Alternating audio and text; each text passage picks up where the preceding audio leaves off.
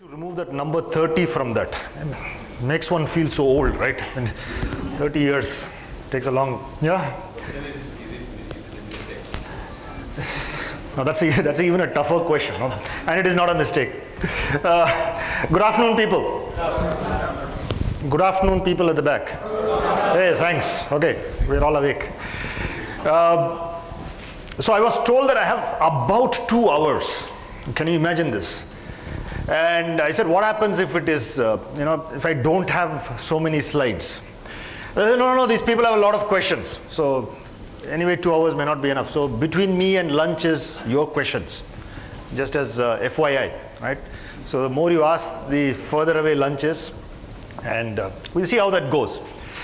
So how am I here?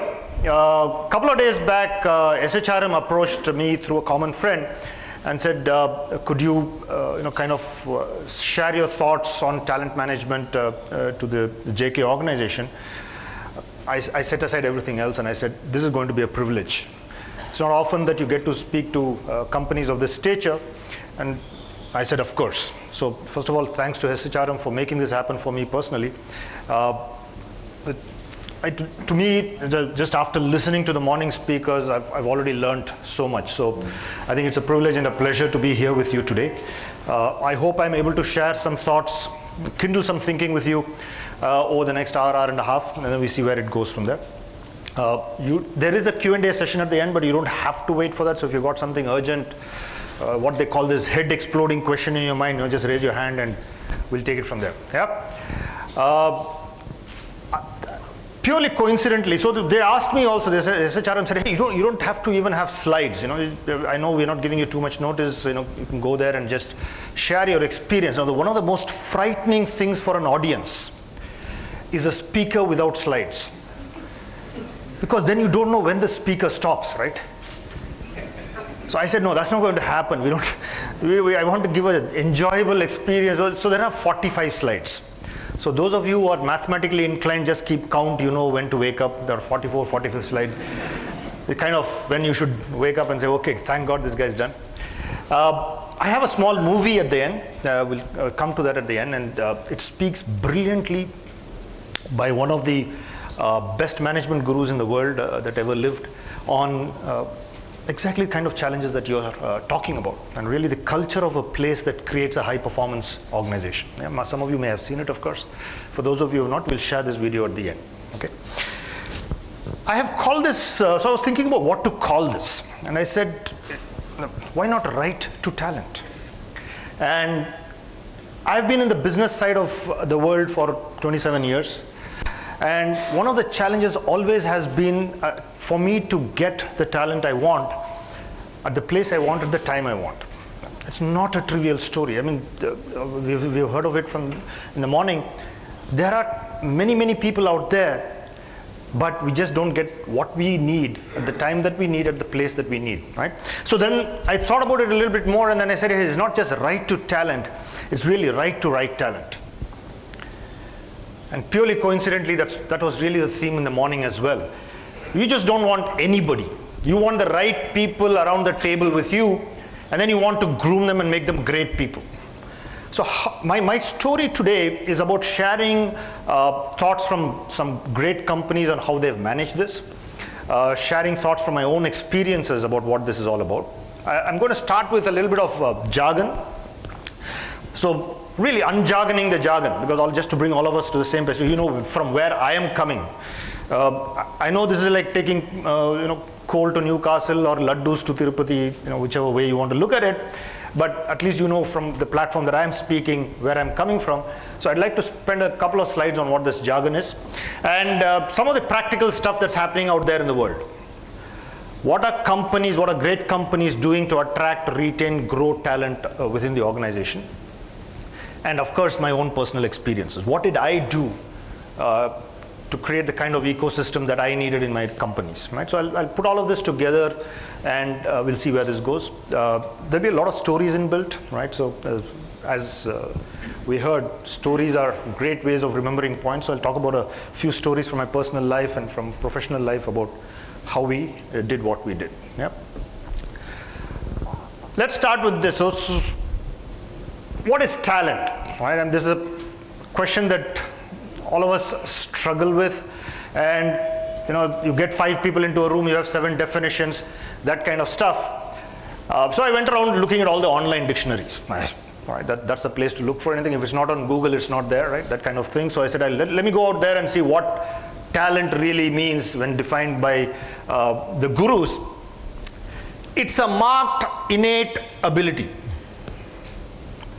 And each word is pregnant with meaning here. It's a marked innate ability.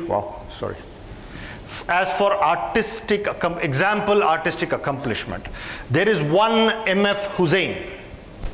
You can give me a paintbrush, you can give me paint, you can give me the oils, all of that you can give me. Do I have the innate ability to do something? You can give me a cricket bat, but there is a Sachin Tendulkar.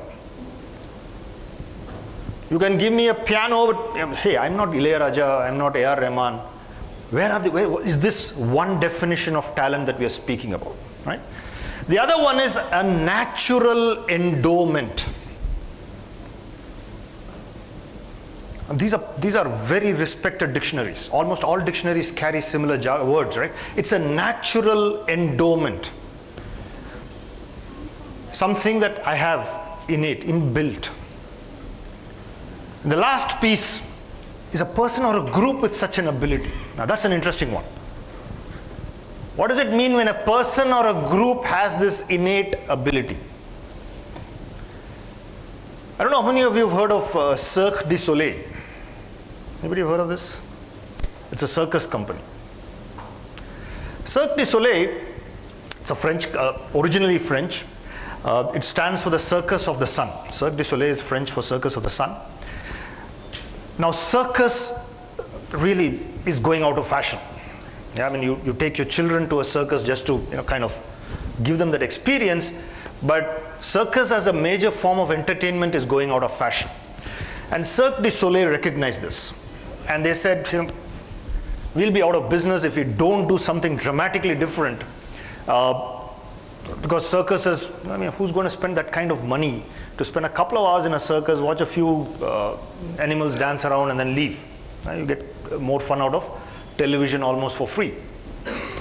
These people, as an organization, reinvented themselves. Lock, stock, and barrel. They completely reinvented themselves. And they said, we are not a circus company. We are an entertainment company. And we will create theme-based programs. So if they are in the city of Madurai for a month, they have a theme that runs in the city of Madurai for a month. And the theme for here, this is the temple city. So it may be around temples.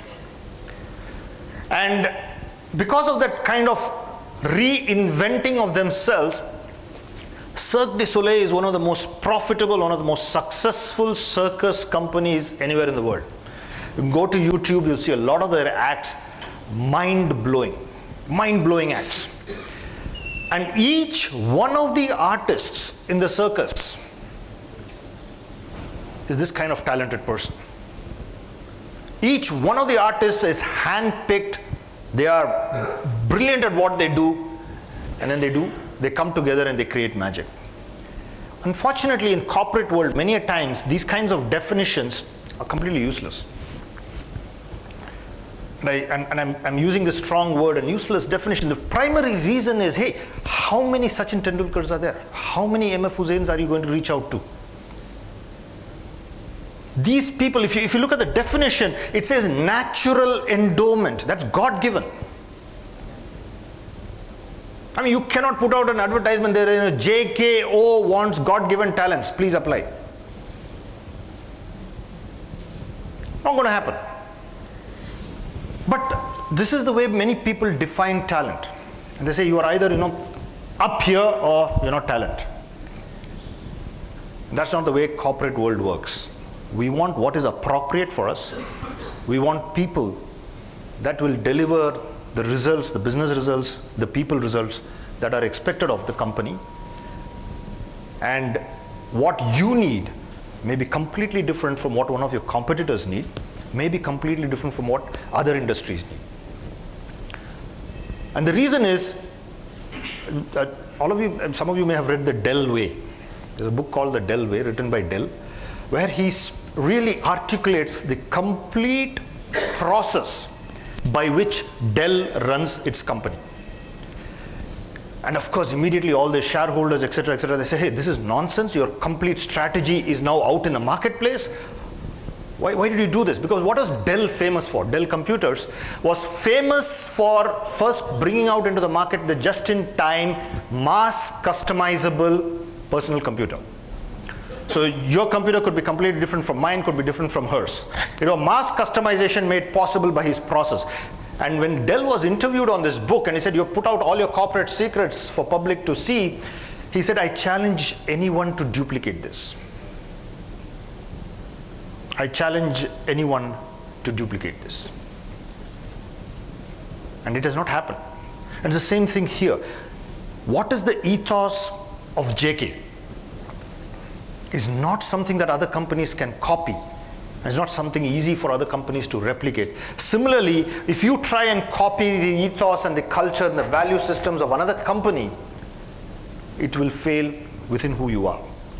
I was coaching a senior manager once, and he said, hey, you know what, Bhaskaran, every company talks of customer delight. I mean, this is one of their values. Customer first, customer focus, customer delight. I mean, the words are different, the semantics are different, but that word exists in their value system always. So why are we making such a big hue and cry about it? People talk about employees first. That kind of, and so I'm trying to explain to this gentleman, the word customer delight is interpretable. What is customer delight for company X is different from what is customer delight for company Y. The way you delight a customer is a little different in each case. All of you would have purchased automobiles or two-wheelers or whatever. And you may buy a car from Toyota, you may buy a car from Hyundai or whatever. You never see that corporate called Toyota or Hyundai. You see the frontline dealer, you see the service guy. For you, they are the face of the company. And it is important for these people to kind of echo the culture of the parent organization. So when we say talent and talent acquisition, talent management, talent maintenance, talent growth, you will have to evolve your own DNA. You will have to evolve your own culture of, this is not the process. It is not the process. Right? Everybody does training, everybody does appraisals, everybody does talent identification. All of this is a given. What culture will you evolve as an organization? What is the talent brand that you will bring out into the marketplace to say, hey, this is JK, this is unique to JK. And he was talking about it in the morning when he said, if I go into a college and say I'm from JK, will you get day zero? When will you get day zero and say, hey, your employees want you? That kind of thing. That's when you really created a brand for yourself. Right? Who is talent? This is the next question for us. Do you know what this is? This picture? Jaggery production. I mean, if there is any simpler process, it can only be boiling of milk. Right? Why do I say it is simpler? Because even I can boil milk. I have reached that state of expertise. My wife doesn't trust me with anything else. Milk boiling, she says, hey, Bhaskaran, you're good at it, go and boil milk, that kind of thing. Jaggery is almost that simple. And yet, there is one guy who's paid the sun and the moon in this process. And that's this guy who's sitting in the front out here. Any idea why?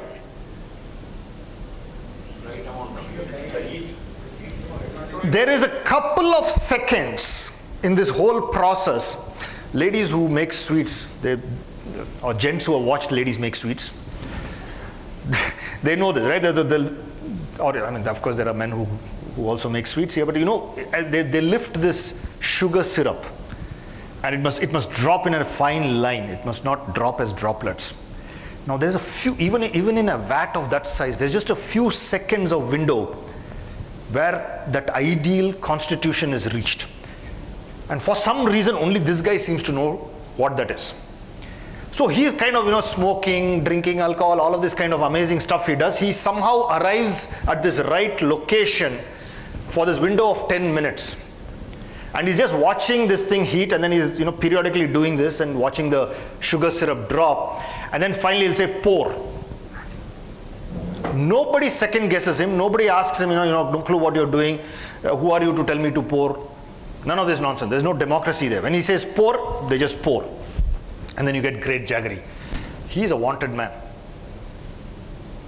Jaggery, if he goes on vacation, decides to fall ill during that season, wins a jackpot, whatever, Jaggery industry is in trouble.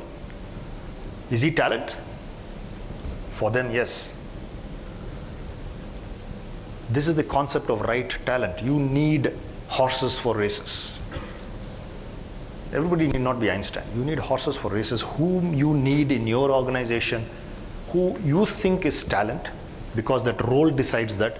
The kind of job that the guy does that requires that is what really works. I'll give you another example.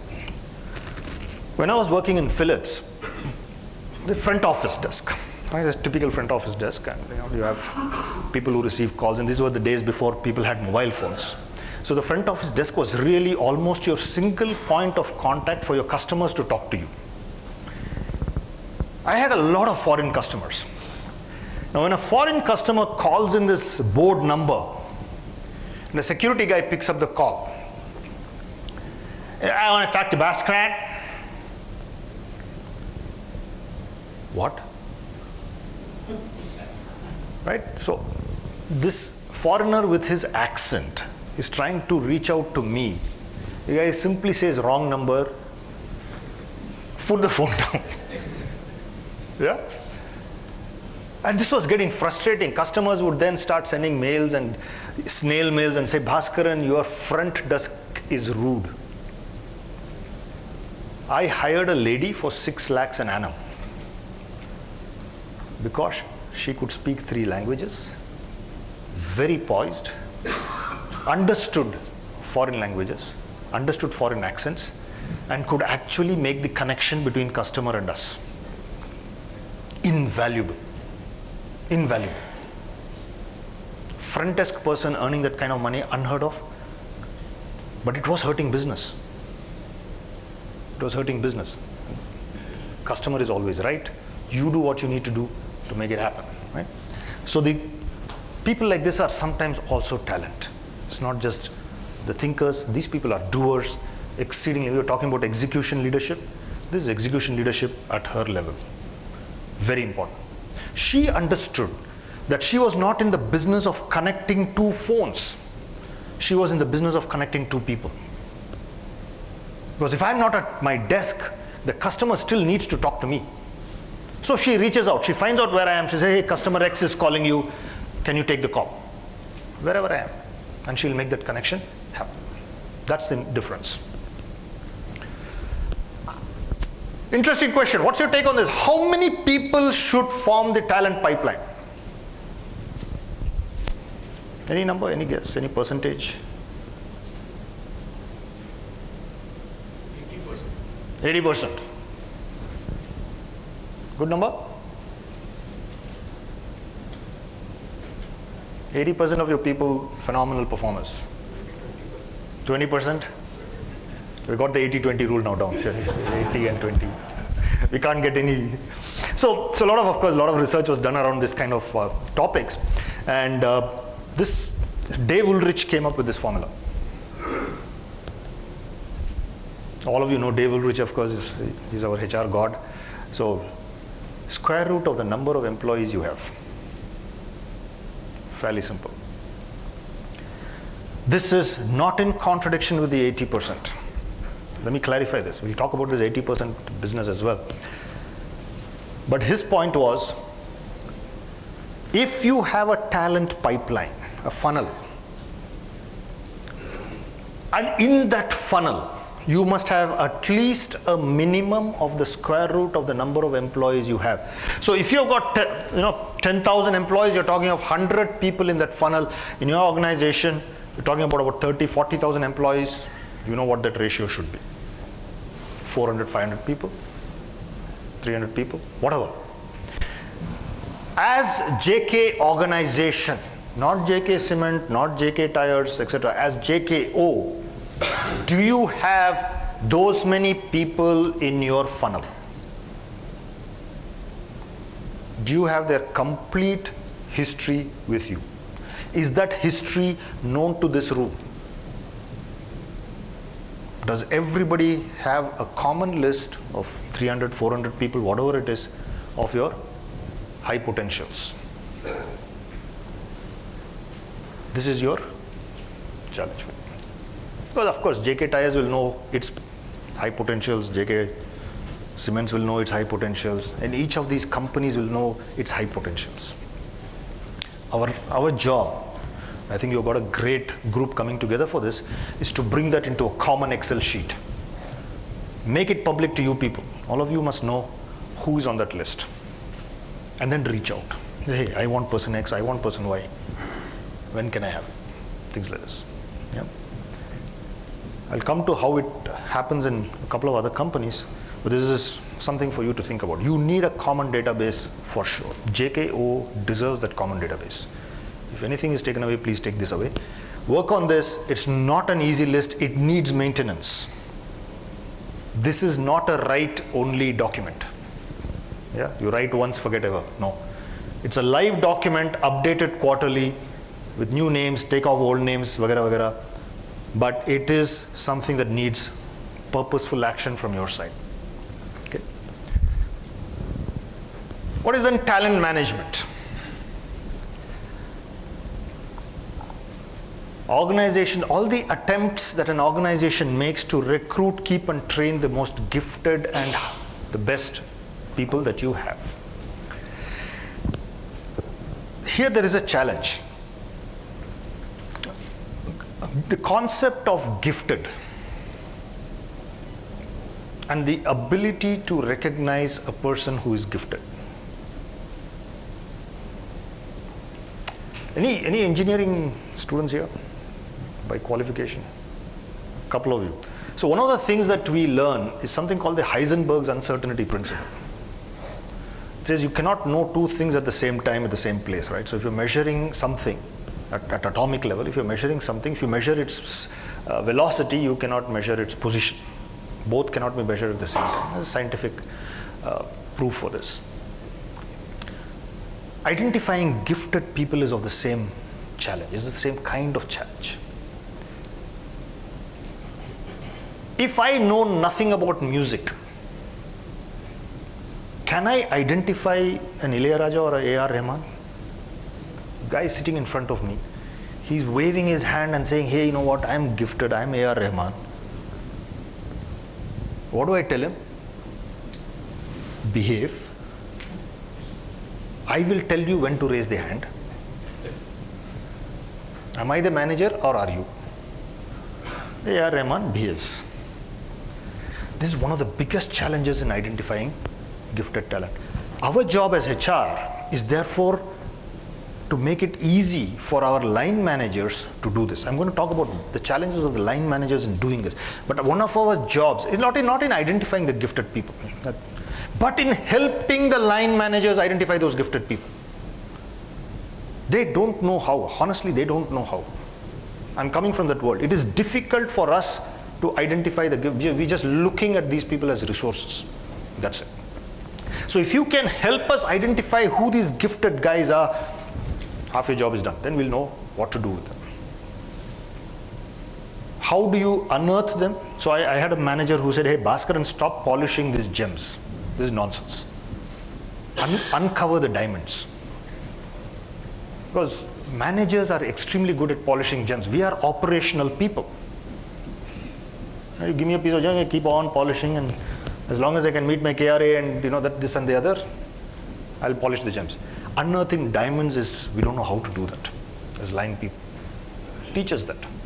Help us understand how to unearth those diamonds. Yeah? So talent management is about identifying them and then training them. Actually, I think he said this, why are we training people and then losing them? Yeah? Why therefore should I train people? There's one more additional comma. Can you imagine an organization which is stuck with people that you have not trained? because you're training people and losing them. So stop training. No development. I mean, training is a word, but no development. Now you're going to be stuck with people who have not been developed. They'll not get a job outside either. And you're stuck with them. So imagine a situation where somebody says, I am a training ground, I do not want that. The implication is that it's not that he doesn't want to do training. The implication is he does not want to lose the people that he has trained. Training, absolute must. People development, absolute must. But then to keep them further, and which is the third piece of the story, how do you ensure that those great people are with you? You identified them, you have developed them, keep them motivated, keep them engaged, keep them running. Exceedingly important. Yeah, we'll talk about techniques for this as well. Is it really of importance? Or is it good to hear in a conference, good to hear in a workshop, everybody talks about it? Anyway, I've got 300 emails in my mailbox. Today evening I have to resolve 150 of them. Therefore, this will drop in priority. How important is it for a company like this? Seema madam here, I can issue, oh sir, I'm in high-tech industry and all, super important, you know. Me too. People, cement, what cement is cement here. What talent do I need? Right? Tires, I mean, how exciting is tire? Why do I need talent for tire? We make tires, we know how to make tires. Tires are made by machines. Ho jayega. Brick and mortar companies, I'm not saying JK, many brick and mortar companies struggle with this issue that I do not need this. As long as I can keep my IR issues under control, as long as I can keep my people decently motivated, salary levels on par with the industry, hey, nothing significant is going to happen. Wrong, wrong, wrong, wrong, wrong. And for a whole host of reasons. In fact, I was telling, when we finished, I was meeting him over coffee and I said, sir, you have summarized my whole speech, abhi main kya bolu? And he was talking about it. He says the world is so complex. The world is going to be so dynamic over the next 5-10 years. We have no clue what we're doing, where we're going. It is unfortunately that frightening for us, right? So, first question to ask yourself is, what happens if it is ignored very soon? A few quarters down the line, you will see the impact. I'm not talking about 5 years down the line. If this is ignored within the organization, if you do not make enough noise about it, line managers are busy with a zillion other things. Line managers are busy with a zillion other things. For you to get their attention on this, you have to make that noise. Again, the speakers in the morning said, you people are so important to the system only because you can sensitize us about the importance of this function. People management as a function is so important. You do not send, I have got a million other things to do here. Right? My shipment has not come, my payments have not come, my truck drivers are on strike, I have got an IR issue on hand. Okay, talent management ho jayega na abhi. Now 3 more quarters are there. We'll do talent management last quarter. Doesn't happen. Right? First of all, you must therefore raise its importance level within the organization. That's your responsibility.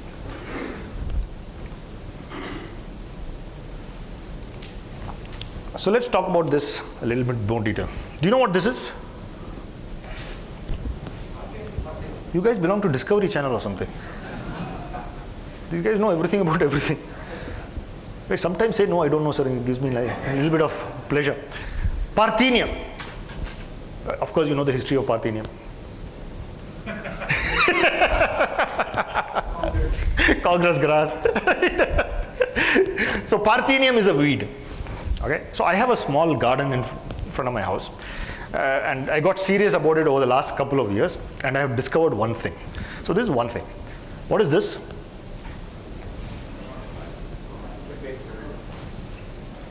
Tomatoes. Okay, so they know this one also. So this side is Parthenium, this side is tomatoes. You know what this is? Mine. Ye mera wala tomato hai. From my garden.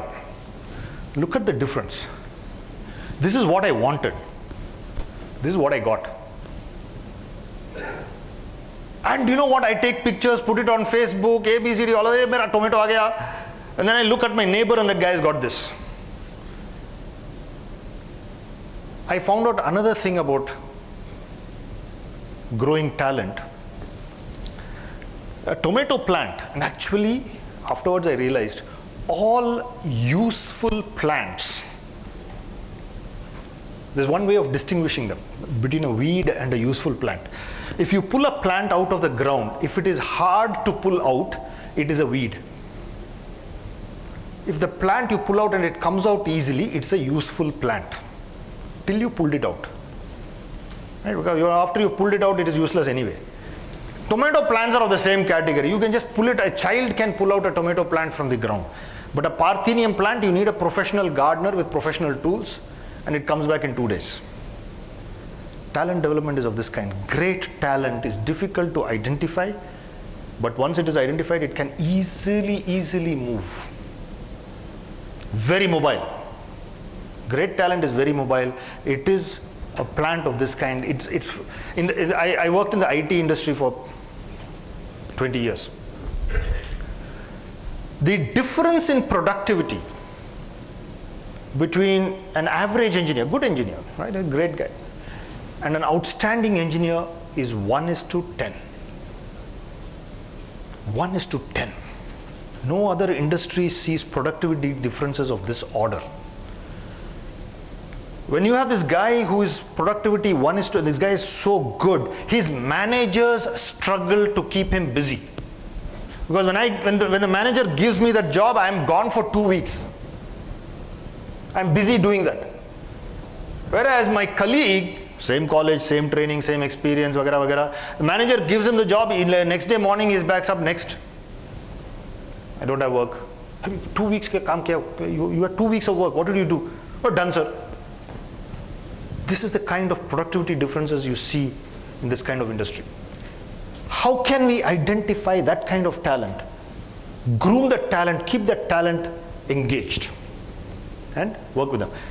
So what you do with the talent is exceedingly important. You have to apply the fertilizer, you have to give it the right sunshine, you have to give it the right water, all of this kind of stuff, and prevent somebody else from testing it.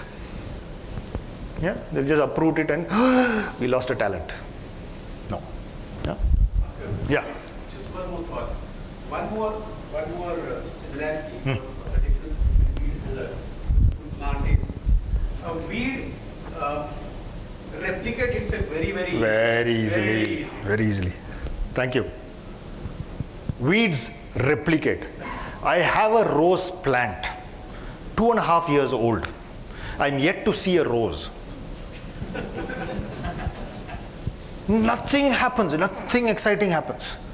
Oh, you put water, you put this special rose manure, 2 more leaves will come. Because when I purchased it at the nursery, full of bloom. The guy, sir, from tomorrow morning rose aa jayega. And all I did was move it from that pot onto my ground. And the rose plant didn't like it. It just hated it. Yeah, I got 6 of them, by the way, so growing it. But all are plants. I've not seen a rose yet. So my wife still buys rose. 5-7 rupees one rose now, Bangalore. And I spend 400-500 rupees on manure every month just on these roses. So I now think of it as a hobby. Ek na ek din ho jayega types, it'll happen, that kind of thing. So it's important that we manage this kind of talent exceedingly well. Staying out of the way is not an option. I remember when, and this is many Hindi movies have this kind of dialogue. A child who will study anywhere. If the child will study, he will study government school, or private school, public school, international school. A child will study, and a child who does not study will not study anywhere. It's not true. You need to create the environment where children can succeed. You need to create the environment where your employees can succeed. Exceedingly important. So staying out of the way in terms of talent management is not an option. You cannot say they will blossom anyway. Tomato plants, the easiest of plants to grow, It takes immense effort. A rose plant, intensely more. Now, many of you would have received this WhatsApp on this giant bamboo. Yeah? A giant bamboo, if you don't know, it's a nice story also. A giant bamboo, it grows. I mean, it is huge. It is used for construction. If you have gone to Hong Kong, you will see them lining skyscrapers, 30, 40 stories, just bamboo scaffolding. It is that tough. It's called the giant bamboo. It grows in Burma and other places. You have to take this and put it in the ground and then water it. Keep it watering, put all the manure, this, that, and the other. 1 year, nothing happens. Nothing. So you continue watering this, that, and the other. Second year, nothing happens. Not even one leaf. You do this for 4 or 5 years. 4 years. Another National Geographic guy. 4 years. You got a lot of expertise here. The 4th year, it is unbelievable what this plant does in 6 or 8 weeks. You can sit in front of the plant and see the plant grow. Inch by inch. It's just as you're sitting and having a cup of coffee, the plant is growing. It grows 24 feet, sorry. He'll correct me immediately. 24 is okay? 90, more than 90. No, per day. Kuch to hota hai. So 24 inches in a day. It grows 24 inches in a day. It grows to a height of 120 feet. In 8 weeks. What is the growth time of this? How long does it take to grow? 4 years and 8 weeks. That is talent management. It is an agricultural process. Growing great talent is an agricultural process. You cannot stay out of the way and hope that it blossoms. Congress grass, you can stay out of the way, it will blossom. Right? So you have to interfere there differently, you have to interfere here differently. The second reason why talent management is the India growth story is going to rob you of your best. If, as all of us hope, if the India story takes off over the next 5-7 years, you guys better be ready for it. It will explode and then we will desperately need the talent that we are looking for.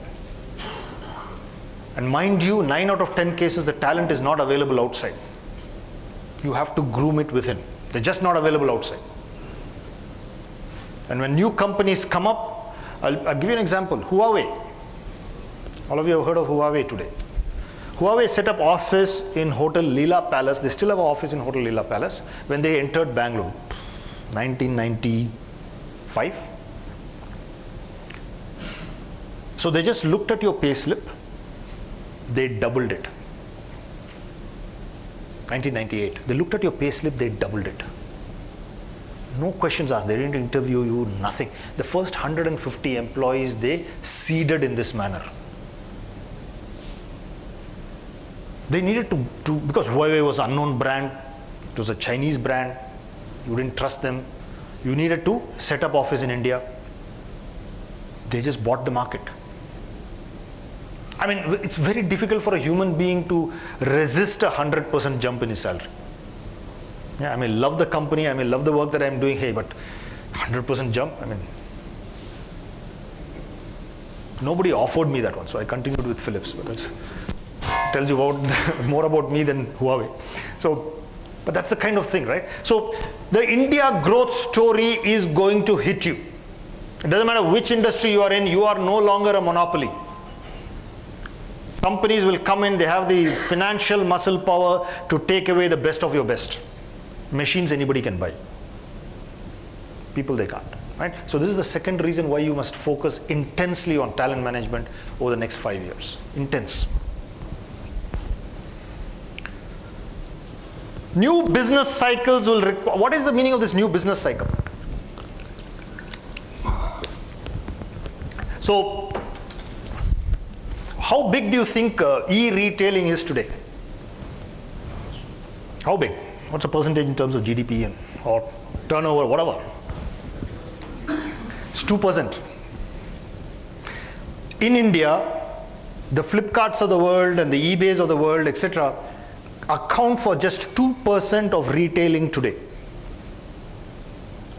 In the next 5, 7, 10 years, can you imagine what happens if they become 20% of this market? Flipkart hit $1 billion sale 1.5 years ahead of its projection. Startup 0 to $1 billion 1.5 years ahead of its own projection. Today, anybody here under the age of 35, the first thing they look at when they want to buy something new is mobile phone. How many of you have the Flipkart app?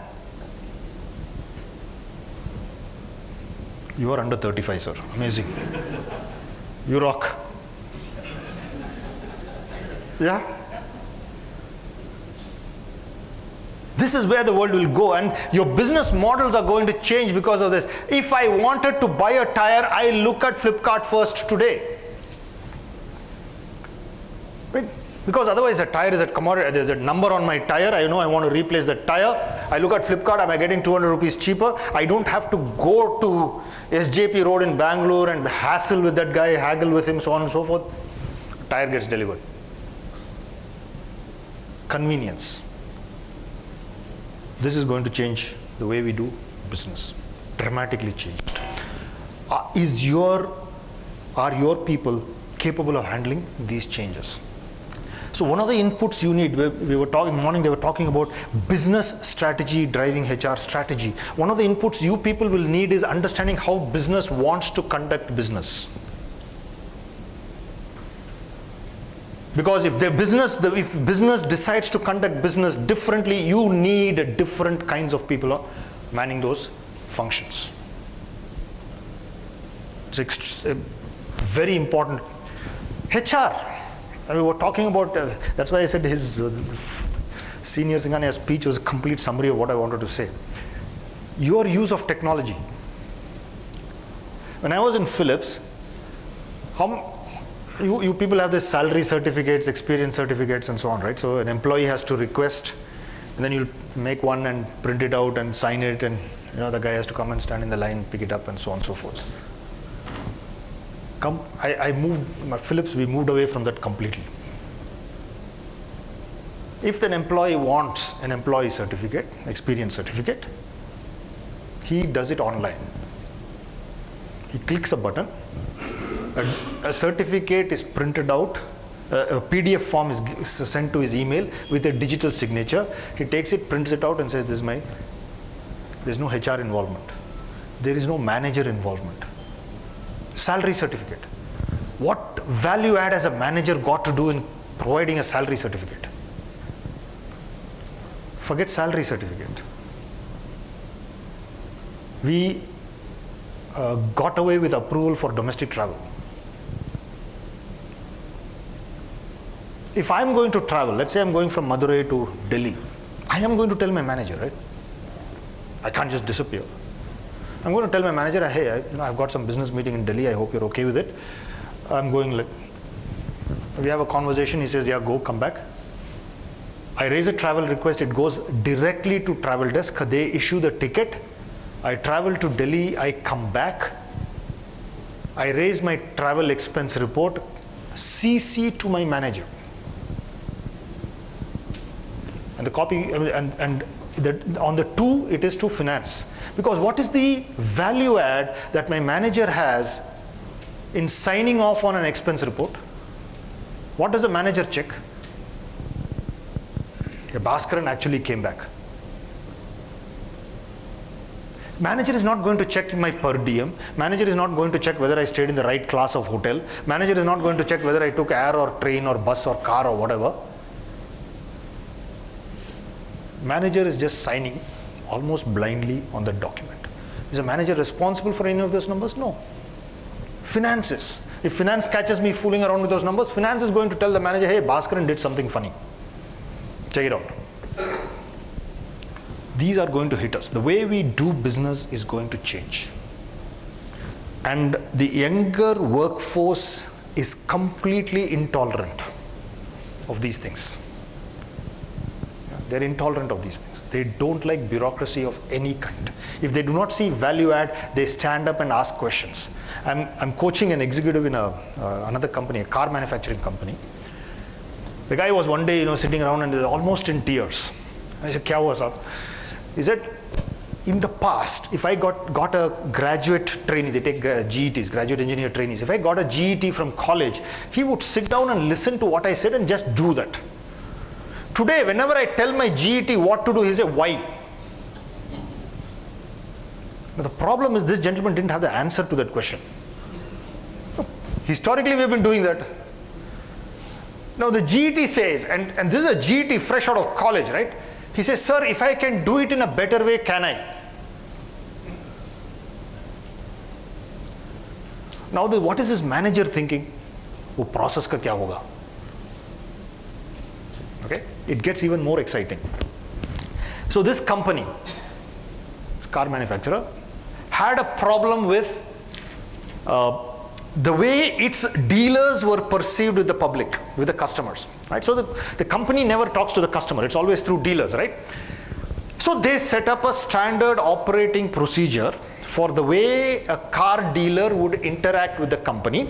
They went out and trained each of the dealer networks on this. And they said, "You must follow this. You must give me a report on this. We will monitor it, customer feedback, ABCD, all this kind of stuff." All of South India, the SOP stood for Standard Operating Procedure. Much of North India, SOP stood for Suggested Operating Procedure. And now here is the kicker. All of South India, Net Promoter Score was at least 5 to 7 percentage points lower than that of North India. Because one of the SOP practice, give the customer a cup of tea. North India, they don't stop with the tea, major hug, and yes, beti, yes, and all this. Here, you give a cup of tea, please sit down, and disappear. Tick mark. The way you do business is going to dramatically change the way, the kind of people that you're going to need, that you're going to recruit, that you're going to groom. The frightening thing is we don't know what will happen. We have no clue how business will be conducted 5, 7, 8 years from now. Because the people that you're grooming today have to be will be the people responsible 7 years from now. The people that you're grooming today are going to be the decision makers 8 years from now. And yet we don't know today what kind of business they will be running, how they will be running that business. That's the frightening thing. Yeah, that's the frightening thing for us. Only our best, again they said, we are a global company. You will be competing with global players. So you have to have the best of the best people talking about this. When I'm interfacing with my global counterpart, I have to be better than them. Whenever I was coaching my managers, I used to tell them this. One of the big challenges for us is we have to make a mental shift twice a day. When we come into the office, we are entering a first world environment. We are expected to be extremely professional. We are expected to compete with the global brains of the world. At 5 p.m. we step out, we are back into Bharat. It's a fact of life. I have to readjust the way I think about our infrastructure outside office. I have to do this twice a day. I cannot take for granted internet connection outside office. I cannot take for granted that the roads will be clean. I will not take for granted that everything outside is different. And here, in office, it's almost a first world country. How can I make this switch seamlessly? That's the important thing. Eh? So we have to be able to compete with people like that. Do you motivate your best or your worst performers? What is the meaning of this? It's a very loaded question. How would you, what's the difference in the way this question is articulated? What does it mean? Any thoughts? Any ideas? What is the meaning of this? Differentiation. What would be differentiation? Absolutely. Differentiation is one. If, when I started my career in BHL. Now, BHL is a fantastic place. I mean, all said and done, it's still a great company. They're doing very well. But in BHEL, I would know every single person's salary here, because we had calculators for that. I know how many years of experience you have, when you got what promotions. The grapevine knows all of this, right? Therefore, I know exactly you're getting 60 rupees increment per year. It's simple arithmetic. Whom am I motivating if I do not differentiate? Worst performers. And why does differentiation, why is it so difficult? Why is differentiation so difficult? Put yourself in the shoes of the line manager. Why is it so difficult for them? Attrition? First of all, identifying talent. Talking to them. Disproportionate numbers. Yes. Hey, these are frightening things. It's much easier to just talk to a machine. It doesn't answer. It will not ask me awkward questions. Right? Having this conversation with the high potentials, having these conversations with the average performers is not an easy thing for most line managers. It's not an easy thing. In fact, some companies run a program called How to Have a Tough Conversation, just to coach managers on having that tough conversation on performance. Because the moment he says, no, he is outstanding, Bhaskaran, you are average, I'm going to go up to him. Sir, because of me only he is outstanding, sir. How much I helped him. All his ideas were originally mine. What kind of conversation is he going to have with me now? But it is better to have that conversation than to have his conversation where he says, hey, you don't know how to identify me, I am leaving. He is talent. So helping our line managers have those kinds of conversations, helping them understand how to differentiate, what differentiation means, and why it is okay to differentiate is our job. Having the conversation is their job. But helping them to have that conversation is our job. Giving them all the tools required, giving them the skills required to have that conversation, our job. In fact, in many cases, why have you given me this rating? Boss ne bola. Standard. I mean, it's an easy way out, right? Boss ne bola, now how often is this guy going to go to the boss to ask him? But most probably HR is easier even. HR in that too, HR is people Delhi Valley. This corporate HR here, I mean, they keep giving us such random decisions, I tell you. I'm suffering exactly like you. This is my tough conversation with my employee. You have to coach me. You have to help me have that conversation. I own that burden. Do I realize that I own that burden? Do I realize the responsibility that comes with having that role that I play? You will have to coach me on this. Because human beings will take the easy path out. And of course, there are always exceptions. There are always exceptions, and that continues. Yeah? So therefore, why talent management, right? Very clear. What's in it for the organization? What's in it for the organization? In Philips, if I had to move a person to an executive level, that means VP and above, we had one mantra, 2 by 2 by 2. The person should have worked in 2 verticals, across 2 continents, in 2 functions. Only then was he even eligible for discussion in the promotion round. 2 by 2 by 2. 2 verticals, 2 functions, so it could be engineering and HR, engineering and finance, engineering, marketing and sales, anything, 2 functions and 2 geographies. He must have experienced 2 completely different geographies to be eligible to become that vice president. Which implies, and this is something for you, I talk about this common database over and over again. You need to have that common database as JKO. Because if I want to look for talent into my organization, I must be able to find it first within the organization.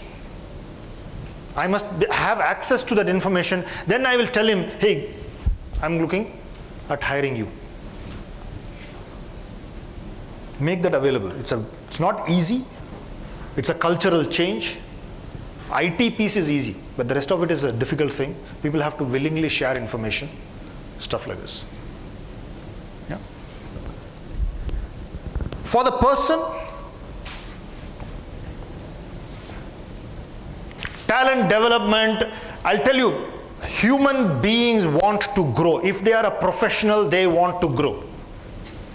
How easy do you make it happen?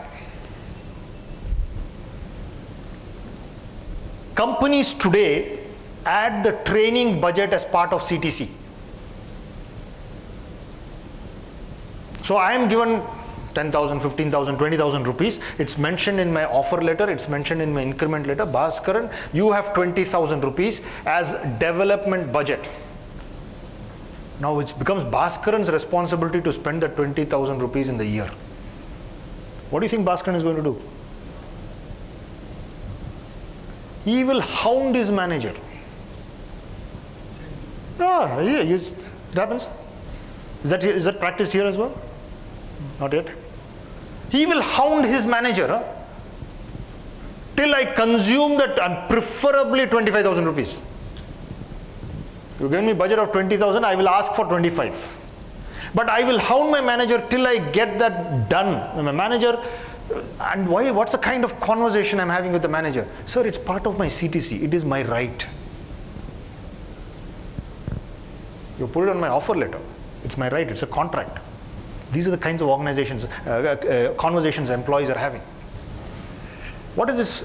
The advantage, of course, is that now managers have to have a decent development discussion with their employees. I cannot ask for a random training program. It has to be part of my IDP. Yeah? But that IDP therefore has to be fleshed out very carefully. Therefore the manager has to spend time with me fleshing out my IDP. And then now I can push the manager, you have to relieve me, I'm going this Monday for training. Because there's always business exigencies. There's always business exigencies. 3M does this a little differently. 3M has this Friday afternoon projects where the engineer is allowed to do what they want on Friday afternoons. Every Friday, every afternoon. Why does it work? Because one of the KRAs of the manager is what was the output of the Friday afternoon projects. The manager, part of the manager's bonus is outcome from the Friday afternoon projects. So the manager has a skin in the game in ensuring that he frees up 10% of his engineer's time towards Friday afternoon projects. These things work brilliantly. So you have to sensitize, you have to incentivize both the stakeholders to make this happen. There are many, many creative ways of doing this. You choose one that you think will work for your organization. Yeah? But it must satisfy the needs of the employee. It must satisfy the needs of the organization. Any development plan you have. Okay? To do that, this is important. Whenever I work with leadership teams, I tell them this. Great organizations are net exporters of talent. Yeah. Great organizations are net exporters of talent. And then I add one caveat, one corollary. Great managers are net exporters of talent. I want to work with him because I know he's going to grow me. He's going to increase my market value. He's going to give me things I can add on my resume. Hey, have you worked with him? Come here. I want you. Great managers are net exporters of talent. We have to create that kind of an ethos within the organization.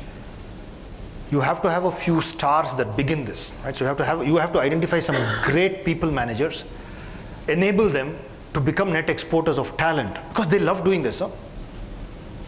What's in it for the manager? His own personal brand. The satisfaction that he has grown an youngster. It's fantastic. So if you can create that kind of an ecosystem, you will see a lot of traction in the organization. So great organizations are net. I mean, I ask you, you can name organizations that are great exporters of talent. And organizations that are only consumers. You can become a great exporter of talent if you choose to. So what is your mission and vision? Why is talent management important for you? Must be crystal clear in the organization. All of you must have bought into it, and then you can drive your HR strategies around that. Bhaskaran, at the organization level, it may not be true. There are great organizations who are not aware. I don't name, but it is extremely high. Hear about too many candidates floating around market in those organizations. So what happens? So why I use that phrase?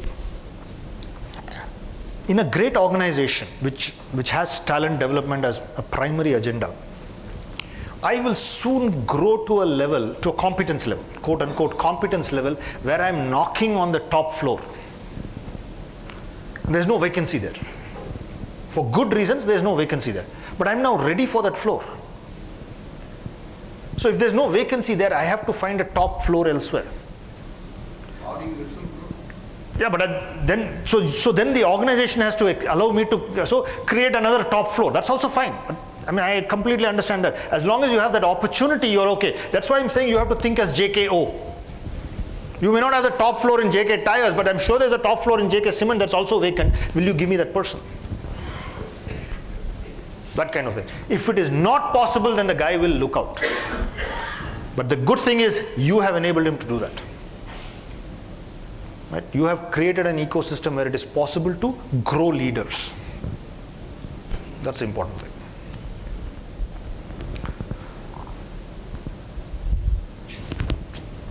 National Geographic, what is this one?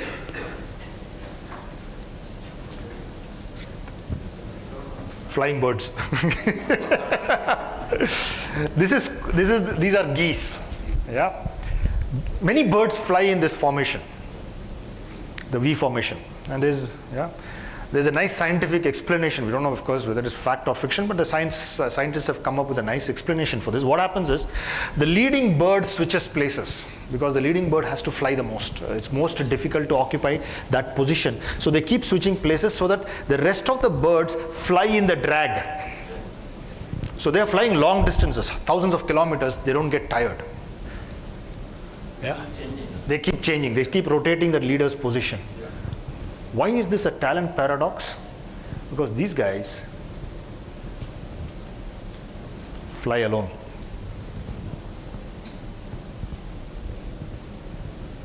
These guys fly alone.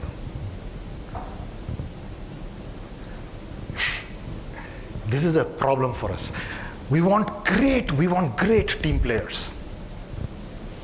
And yet, we want these outstanding leaders who show us the light. And outstanding leaders sometimes are so far ahead of us, they don't even have time to look back and wonder what happened. This is a paradox that we have to manage. This is an important role for HR. How are you going to identify both of these constructions? You have to allow both these constructions to exist in parallel. An organization does not work with one. You need great, outstanding players and you need great team players. You have to make both of it happen.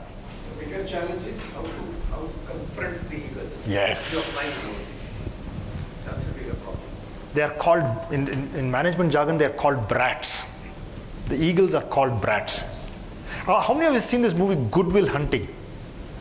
Yeah? Oh, beyond National Geographic. I love you. If you have not seen Good Will Hunting, it is a must watch for every HR professional. Please see this movie. It's called Good Will Hunting. Right? Classic in talent management. Problem, I expect you guys to solve it in a week. And he goes away. He writes the problem and he goes away. All the students looking at it, there's a lot of chaos. They're not even able to understand the problem. But they've got 1 week to solve it. Next day morning they come, problem solution is written on the blackboard. The professor is stunned. I say, "Kya ho raha hai?" So who solved this problem? None of us, sir. And this is the maths class, right? The professor says, "One of you is lying because this can't be solved by non-maths students." So that evening he writes another maths problem on the board and he leaves. Next day morning that is solved. Third day he writes this and then he watches. And he sees a boy who's cleaning the corridors, walking by and casually solving this problem and continuing to clean the corridor. He's just sweeping the corridors. The whole story, the whole movie, now this professor recognizes this talent. This boy wants to be a truck driver. He's one of the, and finally he becomes one of the best mathematical brains in the world. But his ambition is to become a truck driver. And this is a hobby for him, solving complex maths problems. How the professor converts this talent into a masterpiece of work is that movie. Watch it. He takes psychological help. He tries to coach this guy. He works on this person's truck driver friends. So this guy has got a lot of truck driver friends. He goes to the truck driver, says, please, this guy, give him to me. He's going to be the future of maths. Stuff like this. Please watch this movie. Right? Exceeding this kind of tells you how to manage these people. They are brats. Very tough people to work with. And it requires immense patience, immense hand-holding to be. Your line managers will get frustrated with such people. They get frustrated with such people. It takes immense maturity to manage such talent. Yeah. So there is this lovely article by Peter Capelli and others on the 4 principles of talent management. Just walk through each of them. So the first is either make or buy. When will you grow talent, build or buy, right? So his point is this: making talent is cheaper, provided you have the time and if you're certain you will need it.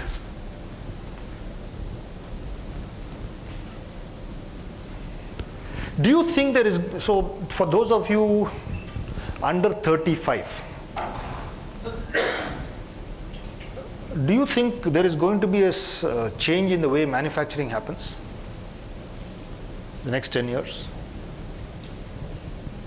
What is the one thing that will change for you?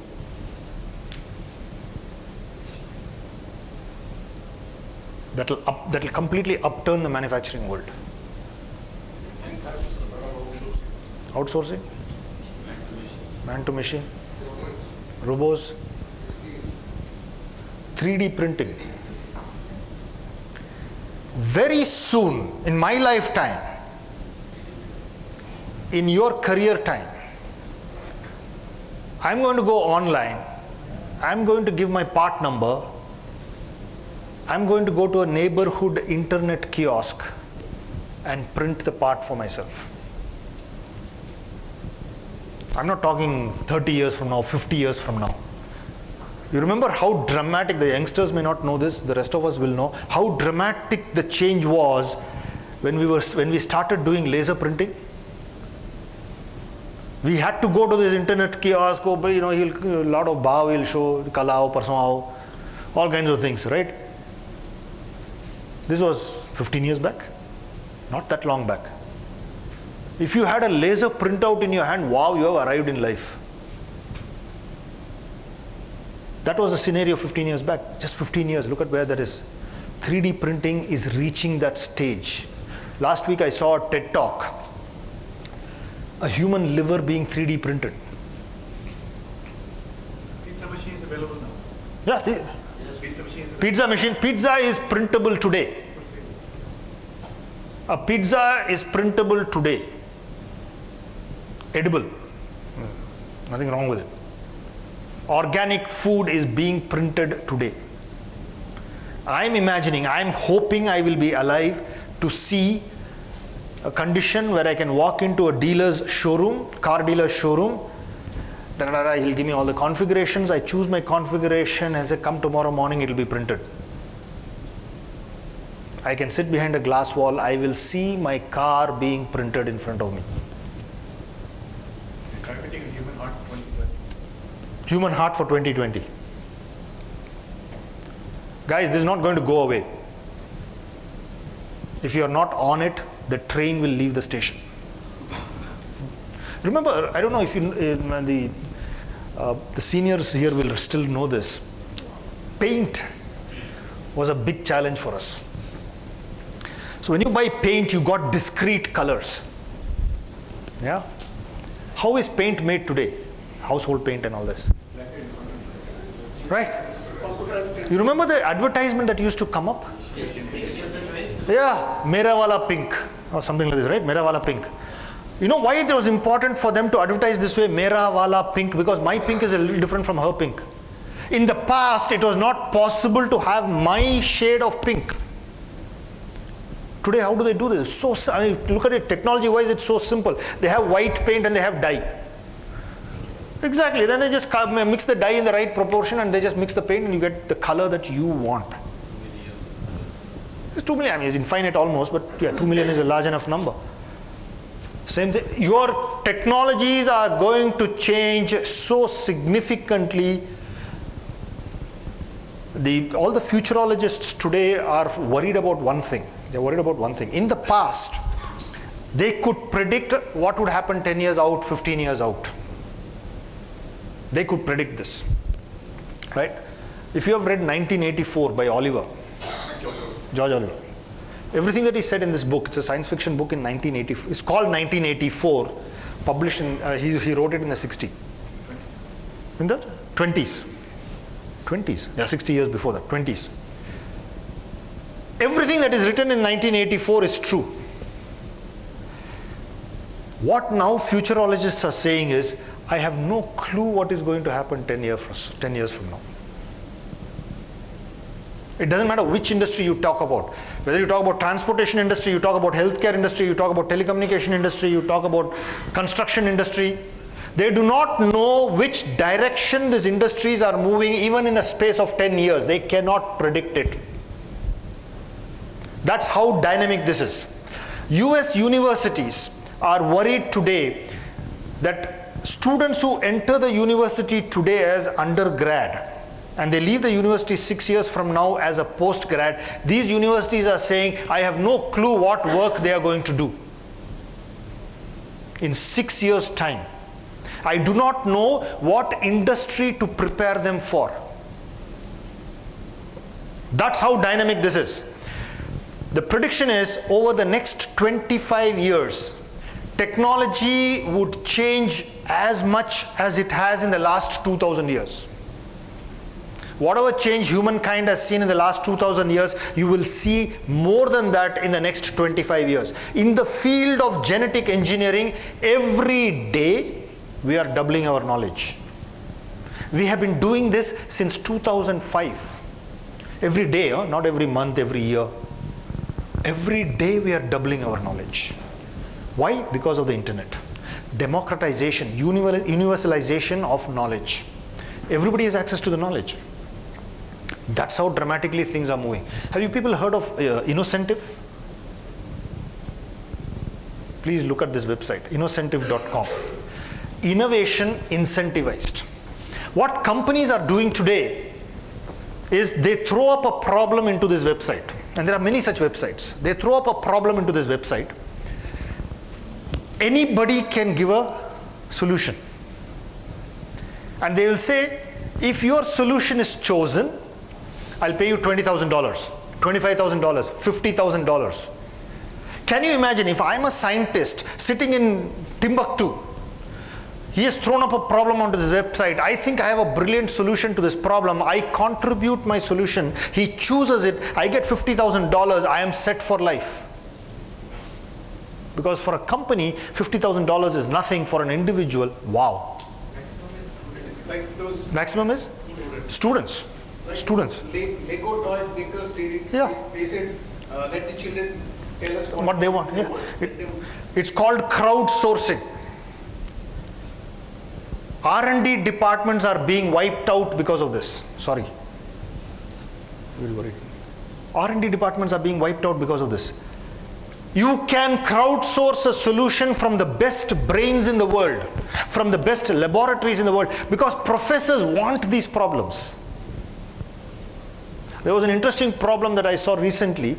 The city of New York has put up this problem on the website where it says, I want you to design a surveillance system, non-obtrusive, that will identify every car on the road, including the number plate, in dark, in light, in snow, in rain.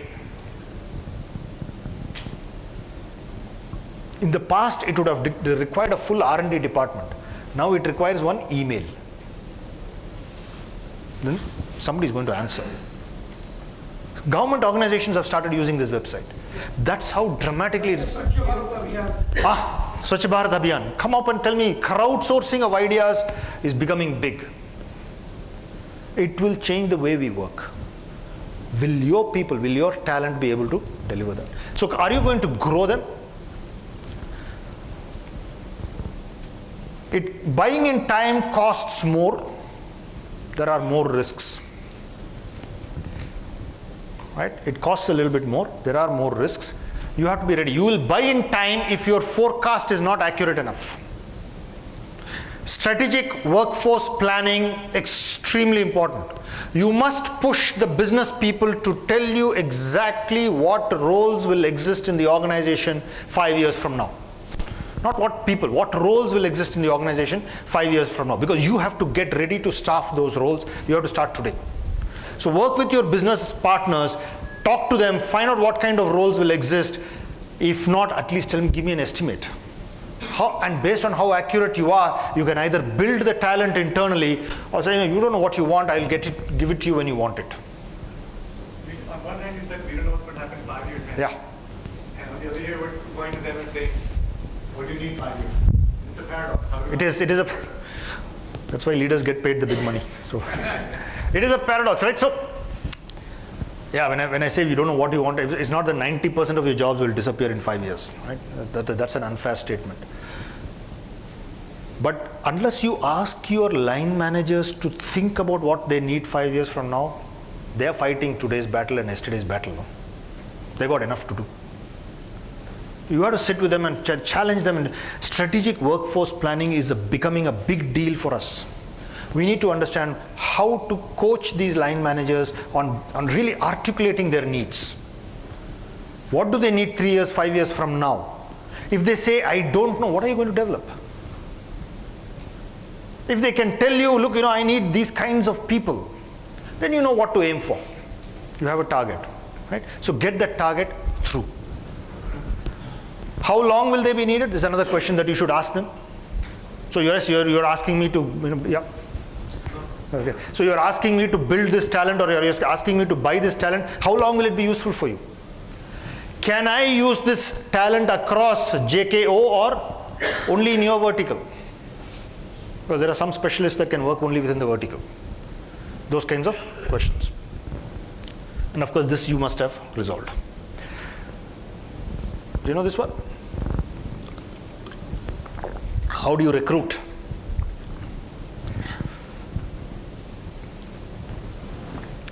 If you can resolve this, you can apply to this company.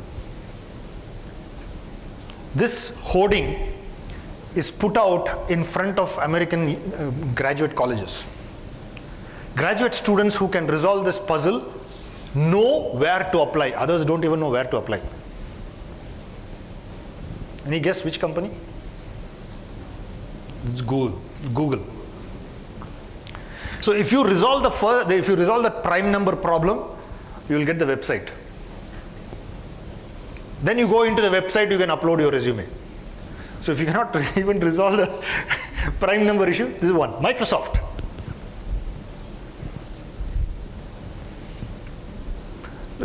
So you have to resolve that equation to get the telephone number. Yeah. First level filter. All of you go to campuses for recruitment. I'm sure at some stage or the other, all of you go.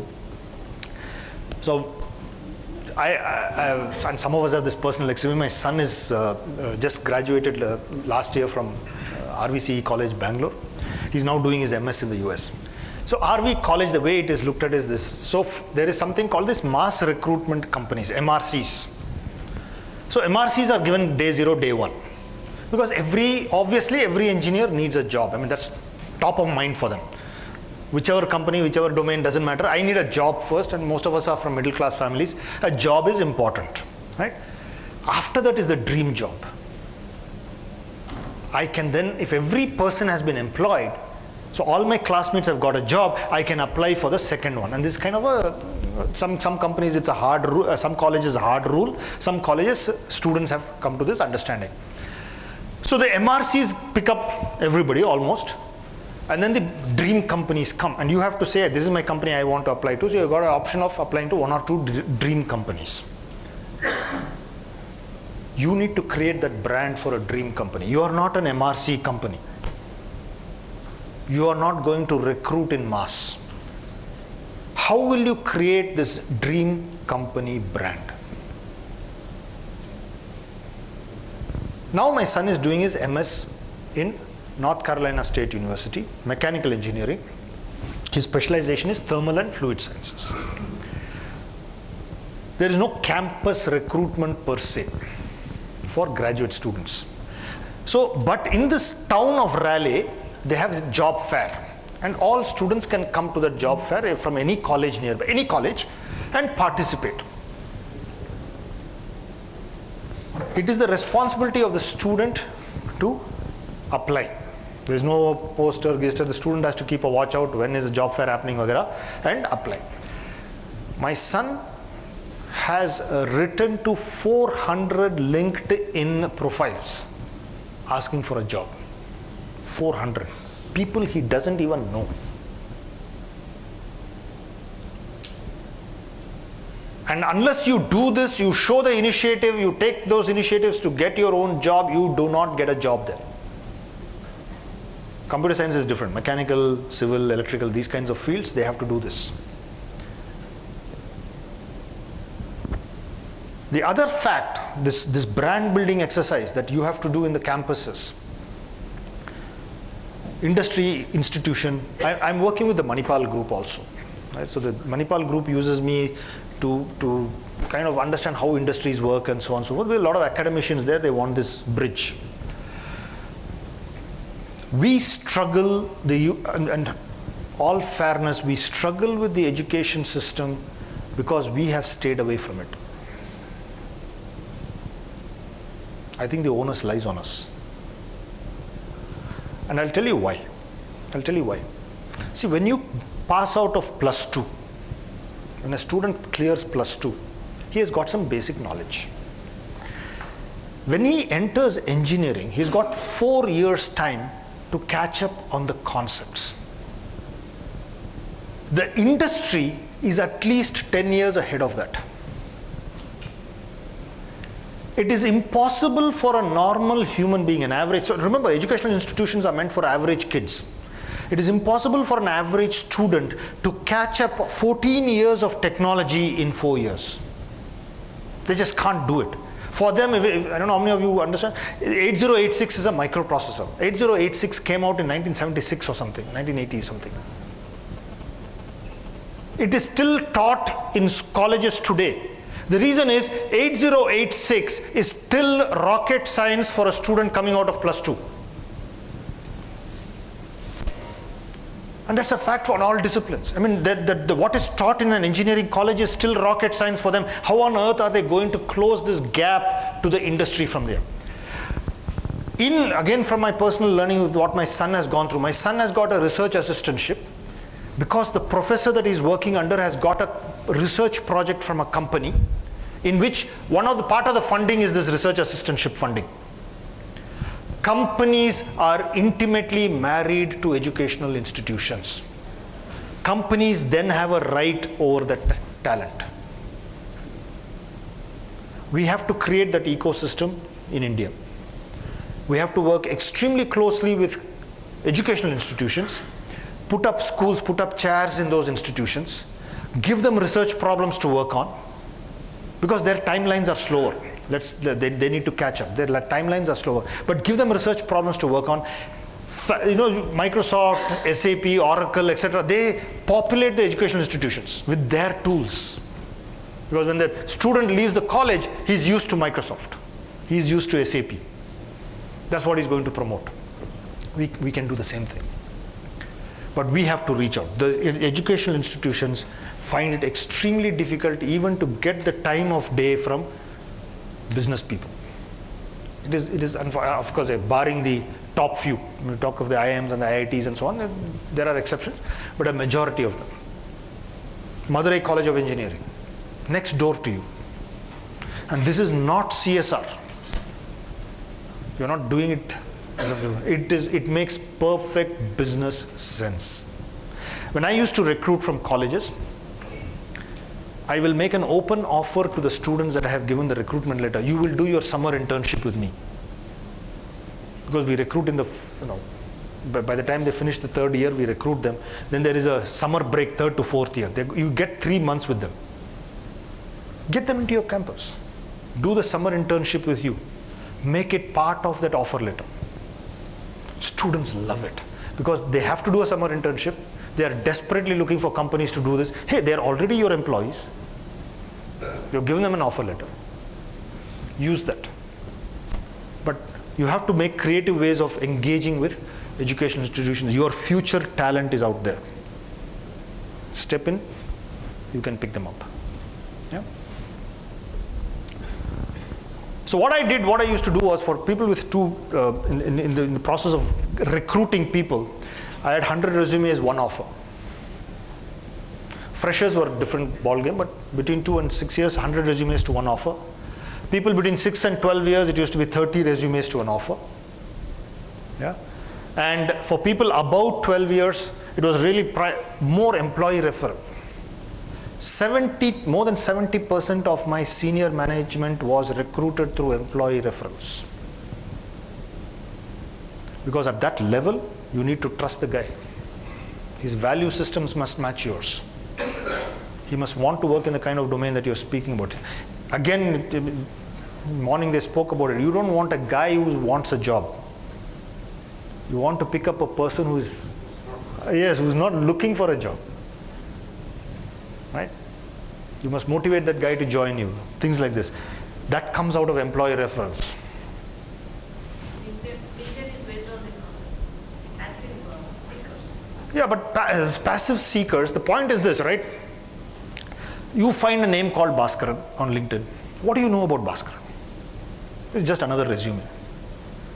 He knows Bhaskaran and he tells you, hey, maybe you want to reach out to Bhaskaran. I'm just telling you, Bhaskaran is not looking for a job. Why don't you talk to him? Then it gets exciting.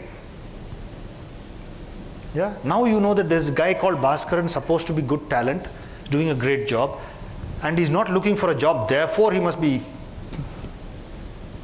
looked at. Yeah.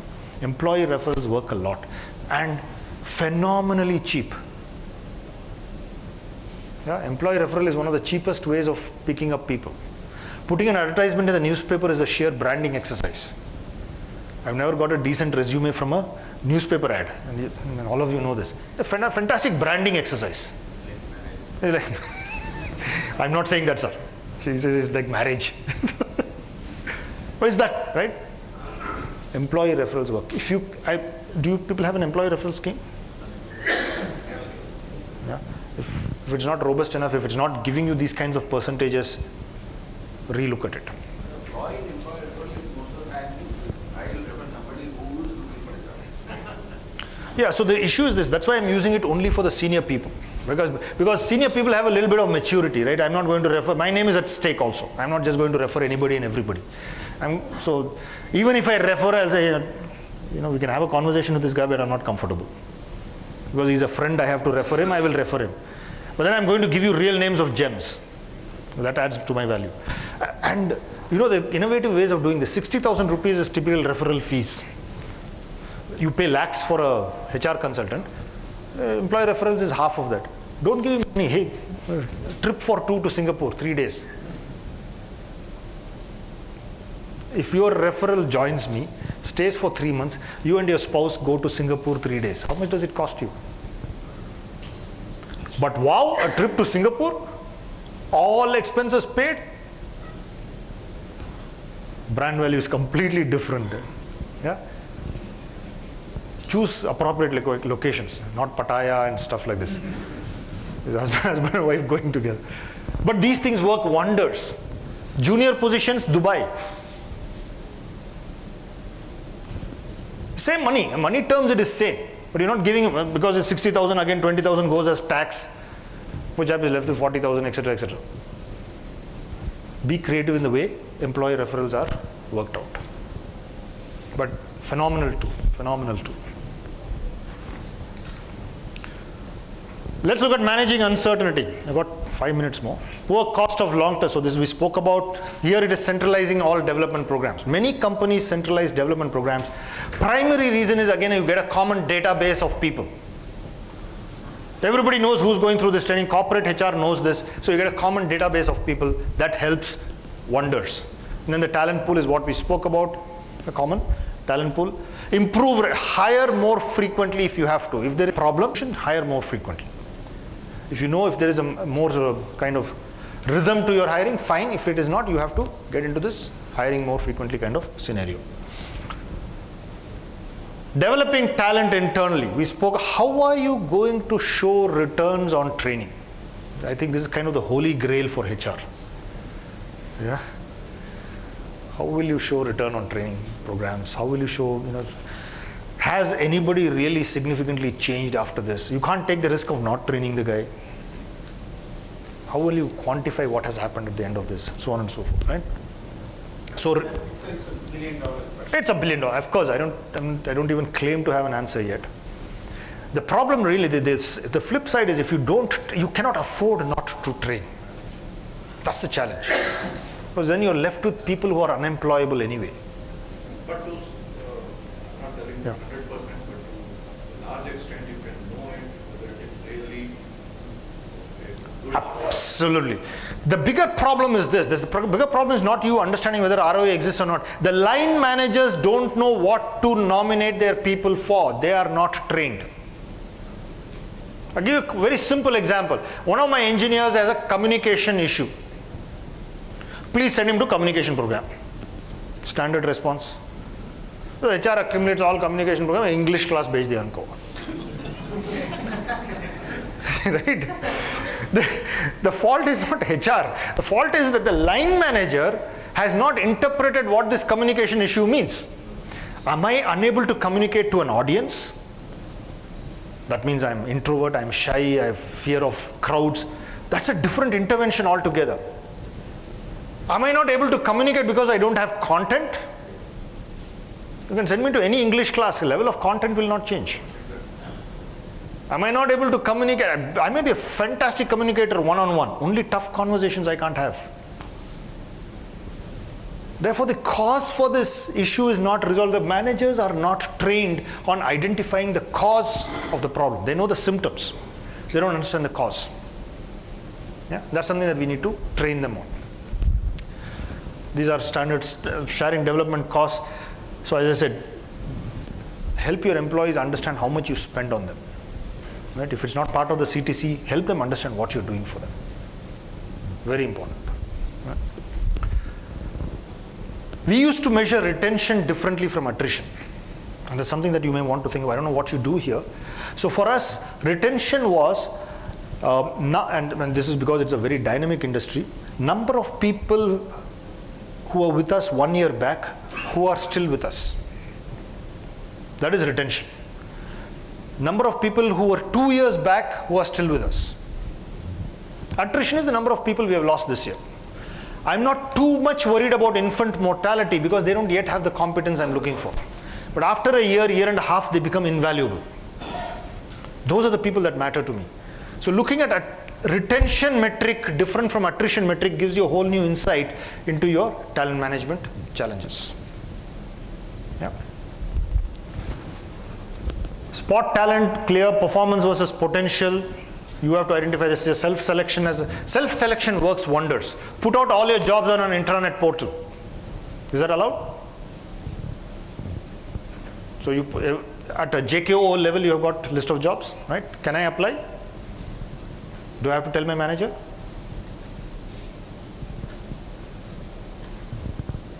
Do I have to take the permission of my manager before I apply? some internal job posting. True profit, is correct. That's a process. Why? His importance in his present organization and things like that. He has come in. This informs What? the manager plans academy. So suppose I'm applying from outside. Am I telling my manager, hey boss, I'm going to apply to JKO?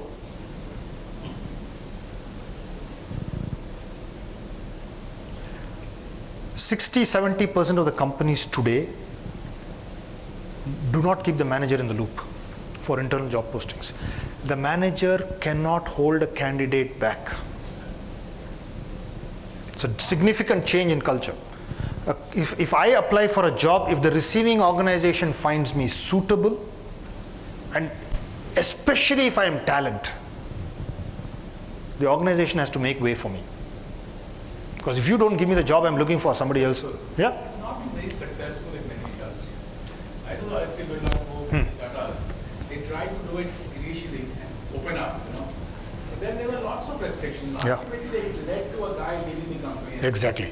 No, I'll tell you why the restrictions are created by us. As you rightly said, there's a process. We create the restrictions. Because we need to be in control. That need is ours, not the employees. You cannot, the employee never tells you when he applies outside. Right?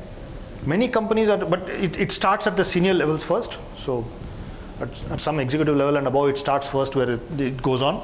Then it filters the way through the organization. So you have to create a project out of it and run it through the organization. Then it works. If it's a big bang approach, the culture will not permit it, it will fail. Managers will start putting in spokes. All kinds of funny things will happen. Right? It has to be a gradual process. This one, I think this one you guys know. So in kind of a summary, right? So you can either buy talent, build talent, borrow talent, consultants and so on and so forth, right? Small commercial break, anybody who needs my contacts. Boosting talent is of course training them, right? Developing talent. Binding talent is golden handcuffs, right? Making SOPs, ESOPs, all kinds of bonus parameters, this, that and the other. So the companies, I think HCL gave its top 300 performers a Mercedes-Benz. 150, top 150 a Mercedes-Benz. Now, the 21 years attribute lady, they started the organization 2 years Years back. Has given BMW to students, not employees, students, who have worked for the company and contributed. And that's still here, Can you? still coach. So, yeah, poach is still, yeah, that's a little, I'm not sure how that works, right? Yeah, it is buy. It is buy. You're really buying talent there. Poaching is the extreme form of buying talent. Yeah. Yeah. It's a little. I think there's the golden rule and a platinum rule. The golden rule says do unto others as you would have them do unto you. Yeah. You should follow the golden rule here. So if you are comfortable being poached, then you poach. If not, then kind of hands off. Yeah. But yeah, it's an extreme form of buying, right? This is the way we would do performance rating. So we take values, and this is, I think, kind of the norm. We take values, we take the performance of the individual against objectives and leadership competencies, all of them feed into the IDP. It's a very tough discussion that we have with managers. This is the way it's done at SSC. So they have different things. They have various levels of interventions. So they talk about personal leadership. So at the bottom levels, I have to become good myself. All the way to the top where it is institutional leadership. So it's a software company that global that runs. So it's a large company. So they have this model where they start with building personal competence, then project competence, and finally institutional level competence. McKinsey does this. This is from a McKinsey report. They did this a little differently. So they said in a talent mindset, old way HR is responsible, all managers become responsible. Please remember this, your managers are trained in other disciplines. They are not trained on people matters. They become people managers by experience. by promotion. Our responsibility is to train them on people management. Simple. They do not understand personality types. They do not understand why a guy is an introvert, finds it difficult, why a guy is an extrovert and can't stop talking. Right? So performance appraisal feedback, you talk too much, you don't talk enough. Because they don't have this understanding. Our job is to give them this competence on people matters. People matters is a different set of competencies. Yeah? Employee value proposition, we shape our company, even our appeal to talented, it must appeal to the talented people. They must want the brand that you're creating, right?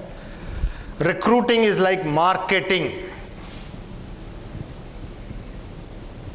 Talent will not search for you. People will search for you. You have to search for talent. Growing leaders, we fuel development through stretch jobs, coaching, etc. Give them the toughest assignments, these guys love it. They love it. Yeah? Differentiation. A-type players, 1:5, 1:1.5, 1:2. If you can differentiate, then you've got a robust system in place. Yeah? So profiling of talent, as I said, create a common database, calibrate business results with key result behaviors, succession management, training. Look at the talent at risk. Do you have a database of talent that you think will leave you? That is demotivated. Right? Again, he spoke about it in the morning. You must have that kind of sense. Look at what Steve Jobs did. Can you imagine 100 of the best brains in the organization coming together for an hour every Monday morning for 12 years, 52 weeks a year? What's the kind of energy that gets created? Yeah. I don't know if you guys have read The Talent Masters. Yeah, brilliant book. Please read this book if you have not. Again, it talks about how great companies develop talent. In GE, the CEO and the HR head knew the top 600 people intimately. Top 600. How can you get that kind of pulse of the organization? It's not just a database, it's a pulse of the organization. So this is the way they did it. Session C, discussion on people in January. Look at the growth playbook. This used to happen in the middle of the year. Strategy followed by a review of session C. And ops and budget, review of session C followed by ops budget. Jack Welch personally spent 40% of his time on people. 40% is 2 days a week on average. That's how great managers do this. HLL does the same thing. 40% of their time on people matters. Right? Then you get a highly managed organization. I talked about diversity, so I think I was speaking to Indu Madam over the break. So diversity here we need to look at, yeah, and it's more than just gender diversity. There's a whole bunch of other kinds of diversity that we need to build into our workplace. We spoke about this. All of this we spoke about. Please bring it onto my priority list. Line managers, this is not really their priority. They have enough fires. He spoke about it. Your job as HR is to bring it up. Yeah?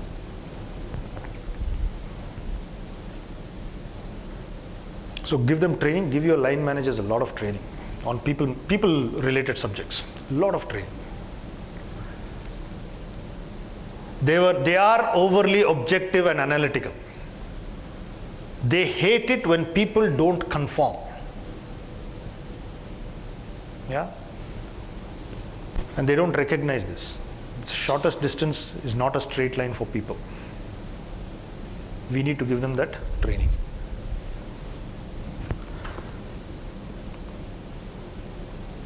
Your ambition should be to come to here.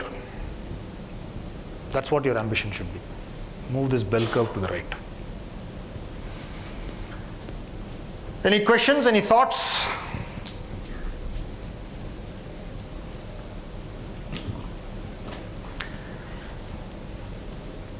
I hope there were some thought-provoking ideas in this. Yeah, think about it. Yes. I'm going to stop with a 7-minute video. This is by Professor Ghoshal. All of you must know him. He passed away recently. He was considered, when he was alive, on the top 5 in terms of management thinking. It's called The Smell of the Place. Workplace, smell of the work. All of you seen it? If you have, you can go to lunch. No, but you can see. Yeah. It's a phenomenal short video. It just tells you everything. I mean, only Ghoshal can say it the way he does. Yeah, please, can we have the video? Let me see if this works. Can we have the audio from this? Individuals do not change fundamentally in who they are without a very serious personal crisis of some kind. But the conclusion, again, for us, perhaps the key conclusion is that is a wrong question to ask. Revitalizing people has a lot less to do with changing people and has a lot more to do with changing the context that companies, that senior managers, that people in this room create around their people. Now, context, some manager called it the smell of the place. It's a hard thing to describe. And let me try to describe it the best way I experience it, through my sort of personal experience, if you wish. I teach at the London Business School. I live in London, have done so for the last year and a half. Before that, I lived in Fontainebleau in France for about 8 years. But one look at me, and then one sound of my accent, and you know I do not come from either of these two wonderful places in the world. I come from India, from the eastern part of India.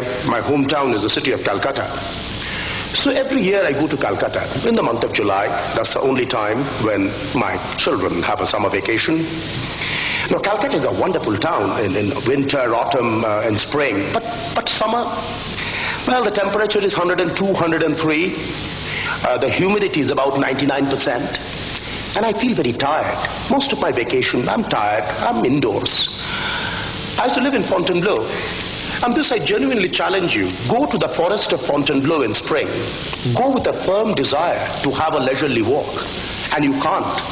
The moment you enter the forest, there is something about the crispness of the air. There is something about the smell of the trees in spring. You'd want to jump, you'd want to jog, you want to catch a branch, run, do something. And that, I believe, is the essence of the problem.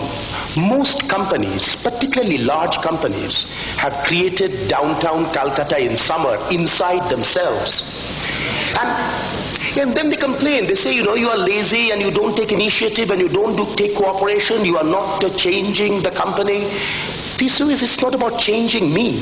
I have a lot of energy in spring in Fontainebleau, and I'm a bit tired in summer in Calcutta. And that's the issue. To change ultimately beyond all these abstractions of strategy, of organization, of processes, at the end, the issue is, how do we change the context? How do we create Fontainebleau forest inside companies? Now, what's the typical context? Typical may be too strong a word, but what's the context that you find in many companies? Not from the esoteric level, where most of the people in this room sit, but from the perspective of this frontline person, the salesman in Lyon. Top management creates strategy. Chris talked about it, and that, how does it come down to this frontline person, to me, the salesman in Lyon? Constrained. It tells me by product, by customer, what I can do. It's a box of constraint. The smell, and I'm trying to relate to that metaphor. We all see it. We enter a place, in the first 5 minutes you get a smell. You get it in the hum of people. You get it in the quality, the color. The smell is constrained. Compliance. Companies create this elaborate infrastructure of systems, planning systems, budgeting systems, financial systems. All of it boils down. By the time it travels down to me, the smell it creates for me is compliance. I got to comply. Control. My relationship, not just with my boss, but with the entire management infrastructure, is one of control. It exists to control me. And finally, contract. We repeatedly use the word, your job is a personal contract, relationship with the company is a contract, budget is a personal contract, transfer price is a contract. So constraint, compliance, control, contract, that's the smell we create. That's what I live in. And then we say, you've got to proactively create change, you have to take initiative, you have to cooperate. Where are you going to get those behaviors?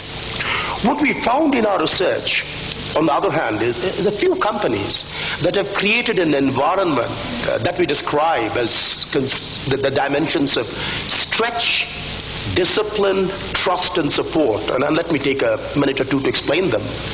Where top management does not create this strategy that boils down as constraints, but rather creates an exciting set of values, an aggressive ambition, all of which create a smell of stretch.